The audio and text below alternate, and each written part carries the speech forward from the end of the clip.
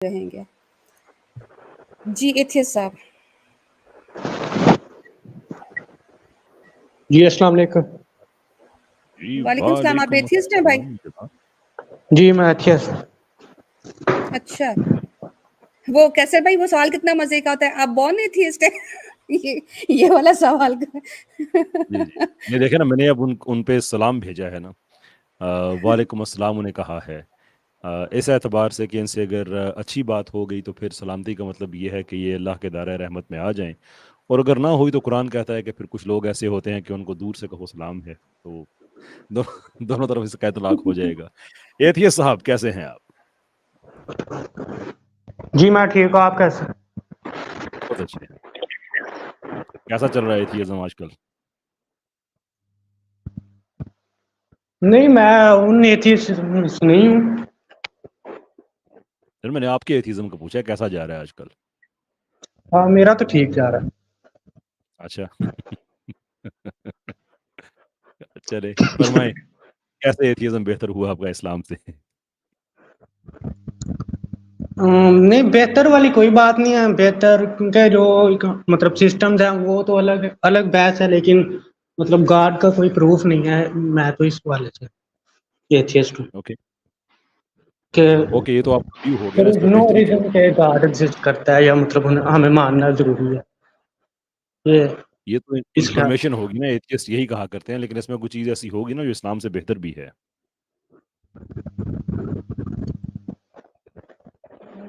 नहीं, हुँ? मतलब बेहतर क्या, मतलब आप मतलब क्या सुनना चाहते हैं कि मतलब मतलब मैं ये आप सुनना थोड़ी चाहता हूँ वजाहत कि करेंगे इस इस्लाम, बात की? देखिए ना, मेरा मौक़िफ़ है कि इस्लाम आपके व्यू से बहुत बेहतर है, ठीक है? क्योंकि इसमें खालिक़ हक़ीक़ी को इंसान मानता है। इंसान जी जी। को कोई इंसान डिप्रेशन में नहीं जाता इस हवाले से कि उसे चीज़ों में इनकंसिस्टेंसी नज़र नहीं आती। आप लोग डिप्रेशन में हम्म चले जाते हैं कि आपको इनकंसिस्टेंसी नज़र नहीं आती, लेकिन आप उसको एक्सीडेंट से फिल करने की कोशिश करते हैं, और आपको भी पता है, हमें भी पता है कि ये सारा गलत है। There is no way by which you can deny God, a creator, उसको तो डिनाई कोई बंदा कर ही नहीं सकता। अब हम्म प्रॉब्लम ये है कि जहाँ से बात करने शुरू होते हैं, और एक पैटर्न है, पता नहीं आप क्या करेंगे आगे, हमारी ये गुफ्तगू बढ़ेगी, लेकिन आमतौर पे ये होता है कि एक इंसान से बात करो, अच्छा जी, हम एक सिरे से स्टार्ट करते हैं कि what makes more sense, creator और नो क्रिएटर, उस पे फिलोसॉफिकल बात होती है। फिर वो छलांग लगा के चला जाता है अल्लाह ताला की ज़ात पे, हम बात करें क्रिएटर पे। अल्लाह ताला पे बात जाती है, वहाँ से वो चला जाता है किसी एक मज़हबी इबादत पे, ये ऐसा क्यों हुआ? वहाँ से छलांग लगा के, अच्छा ये वाक़या क्यों हुआ? पर हमें पता चलता है कि नहीं, ये वही एक व्हाट्सएप की यूनिवर्सिटी घूम नहीं, रही है कि मैं इन जिसमें चीज़ों की तरफ नहीं जाऊंगा, बल्कि मैं तो खुद इन चीज़ों के हक में नहीं हूँ कि ये वाली बात की जाए कि ये इस्लाम में चीज़ क्यों है या ये चीज़ क्यों है। ये अलग बातें हैं। बल्कि यहाँ से तो मतलब मुझे यही आर्गूमेंट, बल्कि आप लोगों का नहीं पसंद आता। आप जब एथियज्म के खिलाफ बात कर रहे होते हैं तो आप हम ये बता रहे होते हैं कि इस्लाम में ये सिस्टम दिया हुआ है, तो इसको अगर फॉलो करें तो आपकी लाइफ अच्छी गुजरती है। ये चीज़ें अलग है। मतलब जो भी है आप फॉलो कर रहे हैं, एक सिस्टम है, उसके फायदे हैं, उसके नुकसान है, लेकिन इन सब से खुदा कैसे प्रूव होता है, वो मुझे बात नहीं समझ आती। आपने खुदा को प्रूव करना है बेसिकली। यस। हुँ? ओके। मतलब अब ये बात ज़हन में रखिएगा कि आप खुद कह रहे हैं कि रिलीजियस प्रैक्टिसेज़ क्या हैं, इसका कोई लेना-देना नहीं है, आपको सिर्फ़ खुदा का प्रूफ चाहिए। कन्फर्म है ये बात अब? जी ओके जी। आप भी इस दुनिया में मौजूद हैं, मैं भी। ये दुनिया एक गैलेक्सी के अंदर है, गैलेक्सी यूनिवर्स के अंदर है। जस्ट लुकिंग एट थिंग्स, क्या आपको लगता है कि ये सारा एक्सीडेंटल है या इसके पीछे कोई खालिक होगा?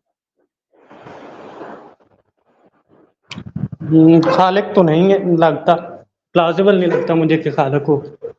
पॉसिबल, ये बड़ा अच्छा लफ्ज़ इस्तेमाल मतलब किया है आपने, कॉन्शियस इसको खालिक नहीं हो सकता। आई मीन नहीं हो कॉन्शियस। सकता। वो कॉन्शियस पे तो हम अब जाना ही नहीं है ना, क्योंकि कॉन्शियस पे जाएँगे तो जी फिर अहकाम पे भी चले जाएँगे। अहकाम का तो आपने पहले ही कहा ना कि वो तो छोड़ दें उसको तो। हमने तो अब जी एक खालिक के वजूद पे बात कर रहे हैं कि वो है या नहीं है। जी तो ये जो आपने फरमाया कि प्लॉज़िबल नहीं है।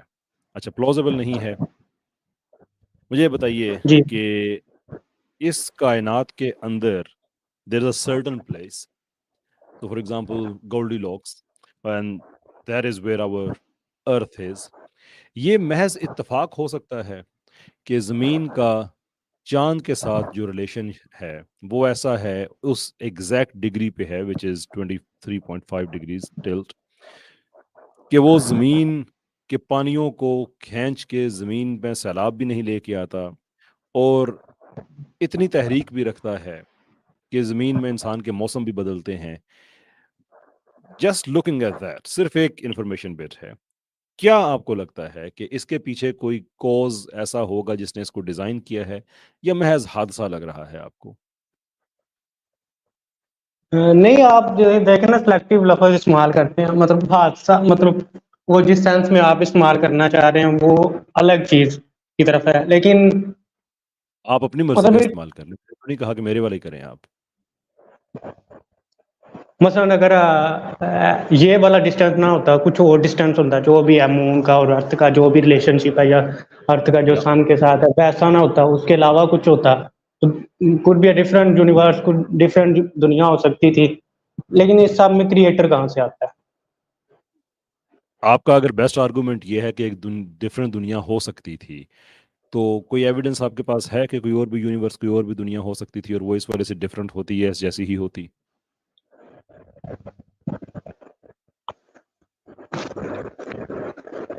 मुझे ये आपकी बात नहीं समझ आई।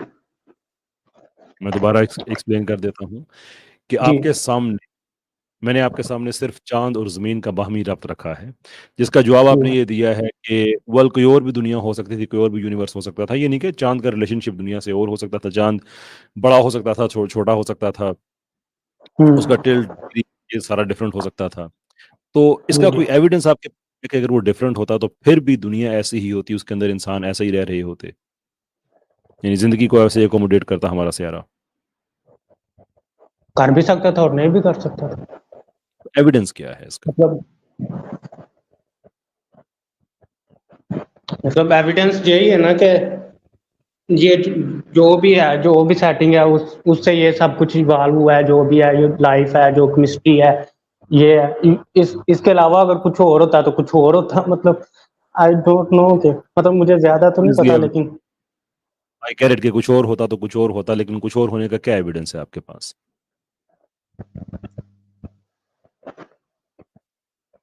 आपके पास ये एविडेंस कहाँ पे है कि अगर ये है तो ये खुदा की तरफ से है? आप मुझे क्यों जवाब नहीं देना चाहते? क्योंकि मुझे लगता है कि यहाँ पे सिर्फ बिलीव की बात आ जाती है ना, क्योंकि आपने फर्ज किया हुआ है कि ये सब कुछ क्रिएटर है, तो आप उस तरफ जा रहे हैं, क्रिएटर की तरफ। मैंने तो आपके सामने दो पॉसिबिलिटीज रखी हैं कि आइदर डिजाइन्ड है या एक्सीडेंटल है। कोई तीसरी पॉसिबिलिटी है तो आप मुझे बता दीजिए। जो आपने बताई है वो ये है कि हो भी सकता है, नहीं भी हो सकता, ये कोई आर्गुमेंट तो नहीं है। लेकिन चलें, अगर आप कहते हैं कि डिफरेंटली हो सकता था तो आपका ये दावा है, तो आप ही एविडेंस दे दें उसका फिर।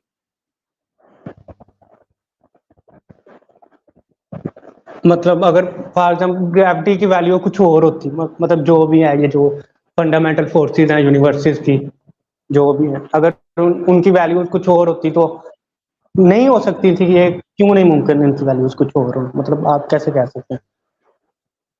देखें, हो सकती थी, इसका आपने एविडेंस जी। देना है। मेरा तो मेरा तो बड़ा सिंपल है कि आप ये कह रहे हैं कि जो चीज है, इसको ना मानने की वजह यह है कि कुछ और भी हो सकता था।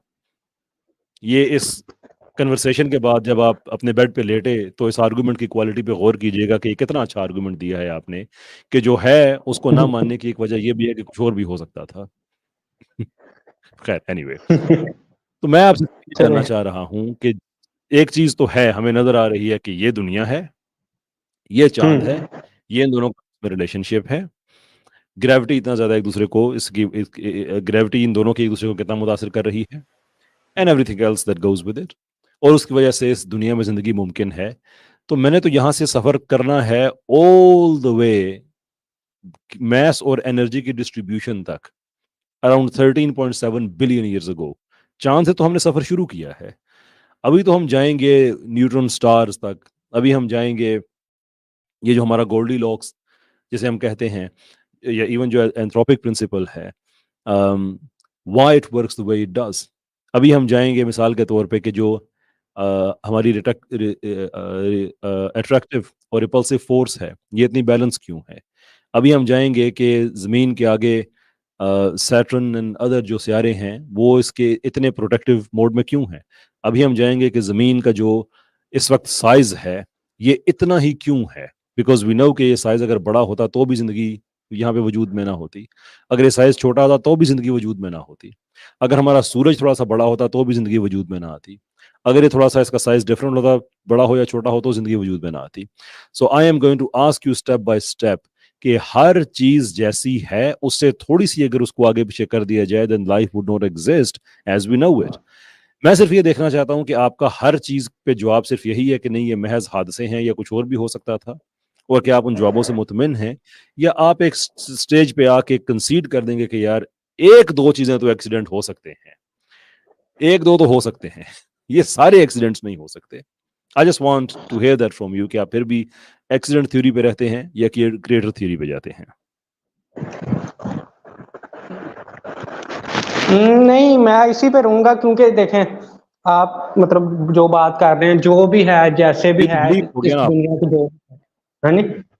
जी जी। ये तो बिलीफ हो गया ना कि इतने एविडेंस के बाद भी आप इसी पे ही रहेंगे, तो ये तो बिलीफ है, ये कोई रैशनल पोजीशन तो नहीं है फिर।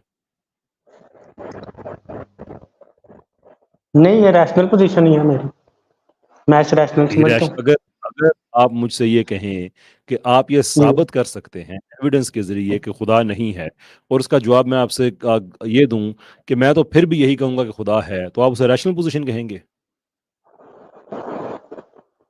नो। और अगर मैं आपसे ये लेकिन कहूं कि इतना ज्यादा है कि क्रिएटर है और उसके बाद फिर भी आप कहें कि मैं फिर भी नहीं मानूंगा, तो उसे आप रैशनल पोजीशन कहेंगे? देखिए, आप इस दुनिया को देख के मेरे सवाल मुझे का ये जवाब समझ नहीं दीजिएगा, लगती कि जी, मेरे सवाल का मैं जवाब दीजिए। एविडेंस की मौजूदगी में मैं डिनाई करूं तो वो रैशनल पोजीशन नहीं है, एविडेंस की मौजूदगी में आप डिनाई करें तो रैशनल पोजीशन है। हाउ? लेकिन आपने कोई एविडेंस नहीं दिया है। मैंने किसी एविडेंस की मौजूदगी में डिनाई नहीं किया, मुझे नहीं लगता ये। मैंने आपसे कहा ना कि चांद से हमने स्टार्ट किया, अभी तो हम बड़े दूर जाएंगे, लेकिन सवाल मैं आपसे पूछ रहा हूँ कि अगर आप वाकई रैशनल पर्सन हैं जी। तो फिर आप ये बिलीफ क्यों रख रहे हैं, आपका अदम खुदा पे क्यों ईमान है कि कुछ भी आप कह दें मैंने खुदा नहीं मानना है?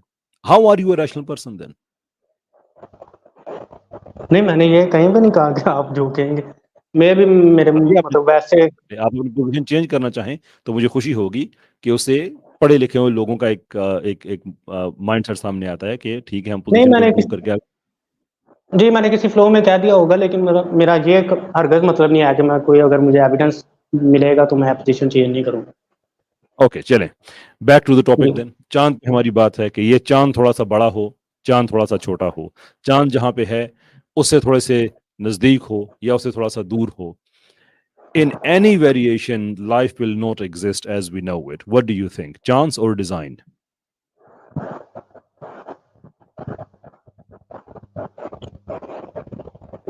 ये आप मतलब सवाल गलत करते हैं ना, मुझे ये लगता है। ये इतना सवाल आसान नहीं है सवाल, ना। इतना आसान सवाल है, इतना आसान, इससे ज्यादा मैं आसान क्या कर सकता हूँ, चांस। बताइए मुझे। चांस।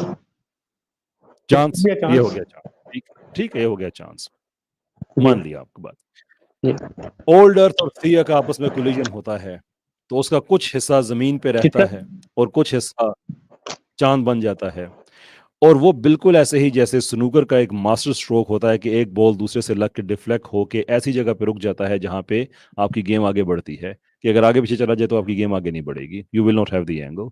सो और थिया और अर्थ का कोलिजन होता है, एक हिस्सा उसका जमीन पे रह जाता है, जमीन यानी कि जो अब हमारी जमीन है इसका साइज इतना बड़ा हो जाता है कि इसकी जो इलेक्ट्रोमैग्नेटिक वेव्स हैं वो एक तरफ हमें सूरज की शुआओं से इतना प्रोटेक्ट करती हैं कि हमारा जो सियारा है ये जलता नहीं है। एट द सेम टाइम अगर वो इससे यानी कि अगर ये बड़ा हो जाए तो इतनी ज्यादा उसको रिपल्स करे सूरज की शुआओं को कि जिंदगी फिर भी एग्जिस्ट नहीं करेगी। अगर ये छोटा रह जाए तो सूरज की शुआएं इतनी स्ट्रांग हो जाएंगी क्योंकि इसकी रेजिस्टेंस कम हो जाएगी तो जिंदगी फिर भी नहीं रहेगी।